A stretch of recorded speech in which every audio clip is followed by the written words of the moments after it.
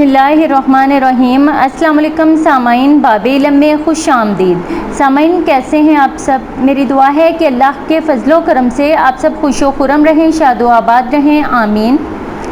सामाइन, Yemen में एक जाहिद रहता था जो हर वक्त इबादत और रियाजत में मशगूल रहता था।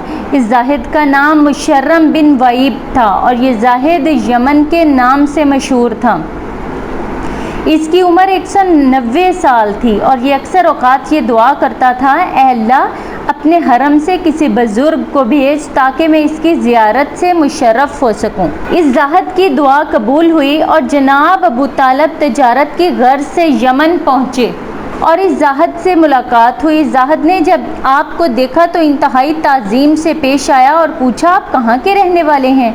जनाब अबू तालब ने कहा, मैं तहामा का रहने वाला हूँ।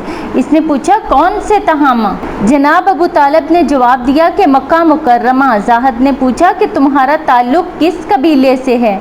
जनाब अबू तालब ने जवाब दिया कि मेरा ताल्लुक़ बनी हाशिम बिन अब्दुल मन्नाफ से है।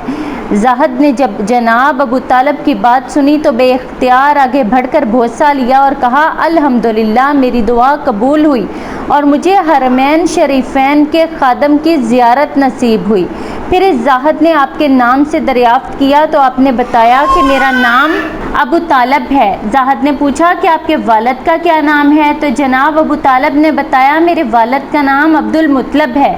जाहिद ने जब हज़रत अब्दुल मुत्तलब का नाम सुना तो बेइख्तियार इसके मुंह से निकला, मैंने अलहामी किताबों में पढ़ा है कि जनाब अब्दुल मुत्तलब के दो पोते होंगे, जिनमें से एक नबी होगा, दूसरा वली अल्लाह, और इनका जो पोता नबी होगा इसके वालिद का नाम अब्दुल्ला होगा और जो वली होगा इसके वालिद का नाम अबू तालब होगा। जब नबी 30 बरस के हो जाएंगे इस वक्त अल्लाह का ये वली पैदा होगा। और ए अबू तालब, वो नबी पैदा हो चुके हैं या नहीं? जनाब अबू तालब ने कहा, मेरे भाई अब्दुल्ला का बेटा मोहम्मद पैदा हो गया है और वो इस वक्त करीबन 29 बरस का है। इस जाहिद ने कहा, आप जब वापस जाएं तो इन्हें मेरा सलाम कहें और कहें मैं इनको दोस्त रखता हूँ। फिर जब वो नबी इस दुनिया से पर्दा फरमा जाएंगे तो फिर आपके बेटे की वलायत ज़ाहिर होगी।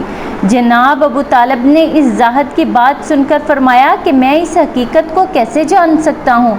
इस जाहिद ने कहा, आप वो चीज़ चाहते हैं जिससे मेरी सच्चाई का इल्म हो?